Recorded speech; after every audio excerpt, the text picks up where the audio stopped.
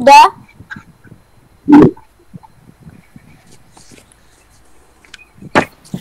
Ya, Sudah ya?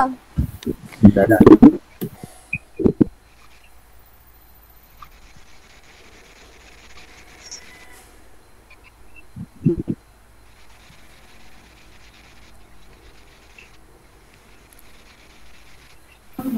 Moderator lah. Siapa moderator? Bentar. Oke. Assalamualaikum warahmatullahi wabarakatuh.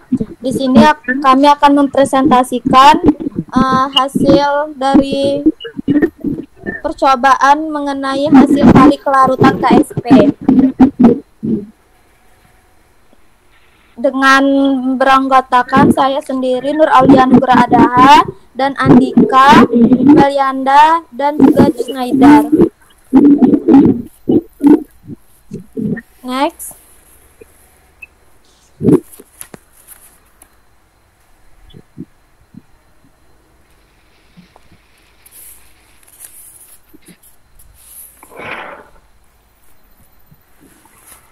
Kok kosong, nggak teh itunya. Berikut ini landasan teori dari percobaan ini. Kelarutan suatu zat adalah jumlah zat yang dapat melarut dalam 1 liter larutan jenuh pada suhu tertentu, dinyatakan dalam mol atau gram. Berdasarkan harga KSP, dapat digunakan untuk menentukan apakah suatu senyawa berada dalam keadaan jenuh, belum jenuh, atau lewat jenuh. Nilai K menunjukkan batasan maksimum hasil kali dari konsentrasi ion-ion yang dapat berada dalam larutan.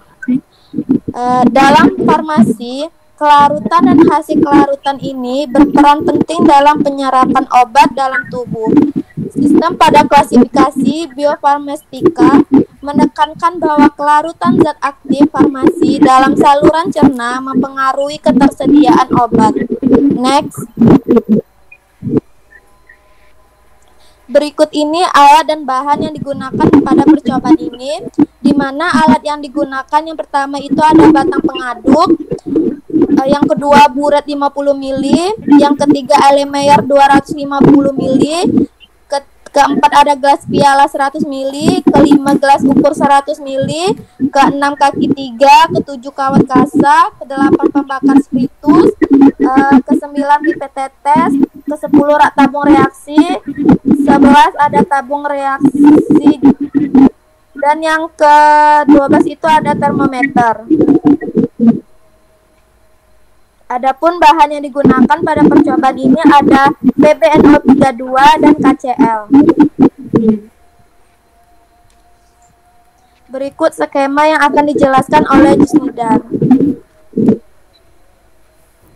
Baik, di sini adalah skema dari percobaan KSP, yaitu di mana langkah pertama yaitu diambil larutan KCl, di mana memiliki konsentrasi yang berbeda-beda, yaitu 0,1, 1, 2, 2,5, 3, 3,5, 4, 4,5, 5, 6,5, 7, 7,5, dan seterusnya.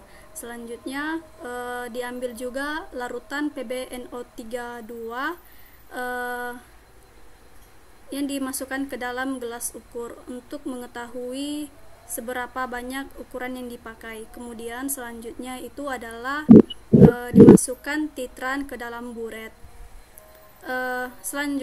Langkah selanjutnya itu adalah memindahkan larutan PbNO32 ke dalam 9 tabung reaksi yang berbeda, di mana memiliki ukuran volume yaitu 10 ml per masing-masing tabung. Langkah selanjutnya itu adalah dilakukan titrasi pada campuran pada PbNO32 dengan KCl. Kemudian setelah dititrasi, dilakukan pemanasan di dalam air, di mana tabung reaksi diukur juga suhunya. Selanjutnya itu adalah hasil dari kelarutannya, apakah mengandung endapan atau tidak.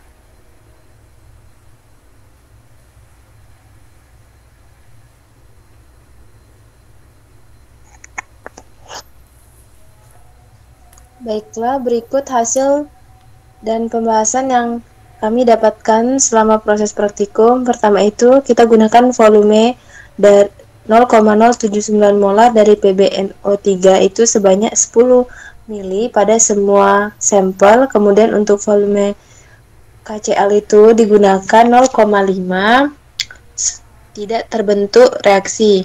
Kemudian pada volume 1 tidak terbentuk, 1,5 tidak terbentuk, dan 2, 2,5, 5, 3,5, 4, 4,5 itu terbentuk. Artinya di sini terbentuk endapan. Di mana pada konsentrasi yang tidak terbentuk endapan, di mana PbNO3 atau volume KCl tidak cukup untuk membentuk endapan bersama PbNO32, sedangkan pada volume 2 sampai 4,5 volume KCl sudah mencukupi untuk terbentuknya endapan dengan PbNO3. Di sini juga terdapat suhu di mana diketahui semakin besar suhunya, maka hasil yang akan didapatkan semakin baik. Next.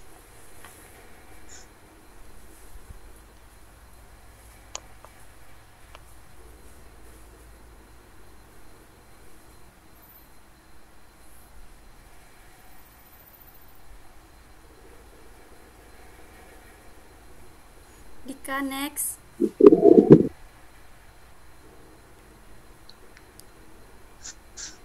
Berikut grafik hasil hubungan KSP terhadap suhu kelarutan.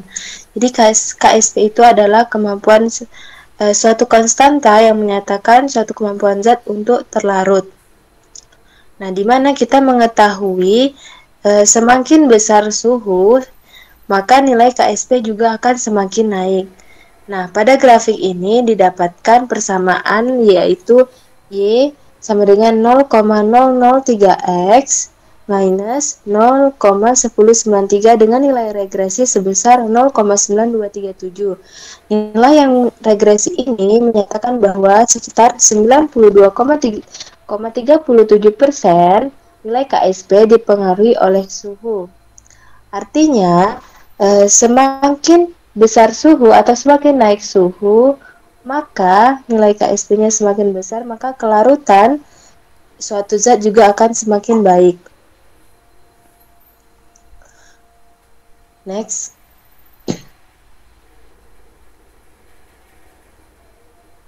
Berikut grafik hubungan Len KSP versus 1/T. Nah, grafik ini mengikuti hukum Van Hoff, di mana tujuan dari pembuatan grafik ini untuk mengetahui entalpi atau delta H serta entropi atau delta S dalam percobaan ini. Nah, dari grafik ini didapatkan nilai regresi sebesar 0,96, yang artinya 96,5% suhu itu mempengaruhi nilai KSP, di mana grafik positif ini kita bisa menghitung dan mendapatkan nilai delta H sebesar 127, di mana nilai positif ini menggambarkan bahwa proses ini berjalan endotherm. Next. Nah, kemudian ini adalah grafik hubungan kelarutan PbCl2 atau timbal klorida dengan suhu, di mana kita mengetahui bahwa pada tahap awal semakin naik suhu maka kelarutan juga semakin besar. Namun pada suhu sekitar 372,15 suhu kelarutan kembali menurun. Hal ini dikarenakan pada suhu 372,15 itu sudah terjadi proses titik jenuh, di mana kelarutan PbCl itu sudah jenuh dan tidak bisa larut lagi dan terbentuknya endapan. Pada grafik ini didapatkan persamaan Y sama dengan 2,4442X tambah 16,58 dengan nilai regresi sebesar 0,7635, yang menggambarkan bahwa sekitar 76,35% kelarutan PbCl2 itu. Baik, pada bagian perhitungan diketahui MPbNO3 yang didapatkan adalah 0,079 volume PbNO3-nya 10 mili dan MKCl itu 1 mili. Pada penambahan 1,5 mili KCl, Pb yang didapatkan 0,68, Cl yang dapat adalah 0,13 dan KSP yang didapat adalah 1,1 kali 10 pangkat min 3. Nah, pada penambahan 2 mili, Pb yang didapatkan adalah 0,065, Cl yang didapatkan adalah 0,16 dan KSP yang didapatkan adalah 1,82 kali 10 pangkat min 3. Pada penambahan 2,5 mili itu 0,06. Yang 63 itu pada penambahan pada PB dan CL itu adalah 0,2. KSP yang didapatkan adalah 2,5 kali 10 pangkat min 3. Nah, pada penambahan 3 mili itu PB yang didapatkan adalah 0,06, CL yang didapatkan adalah 0,23 dan KSP yang didapatkan adalah 3,2 kali 10 pangkat min 3. Pada penambahan 3,5 mili KCl itu PB yang didapatkan adalah 0,05, CL yang didapatkan adalah 0,25 dan KSP yang didapatkan adalah 3,9 kali 10 pangkat min 3. Nah, pada penambahan 4 mili itu PB yang didapatkan adalah 0,05, CL yang didapatkan adalah 0,28 dan KSP yang didapatkan adalah 4,6 kali 10 pangkat min 3. Pada penambahan 4,5 PB yang didapatkan adalah 0,05, CL yang didapatkan adalah 0,31 dan KSP yang didapatkan adalah 5,2 kali 10 min 3. Pada perhitungan yang B itu penentuan panas pelarutan atau delta H pada PbCl2, rumusnya adalah slope tambah intercept, yaitu slope-nya itu minus 4851,7 tambah dengan 7,8009.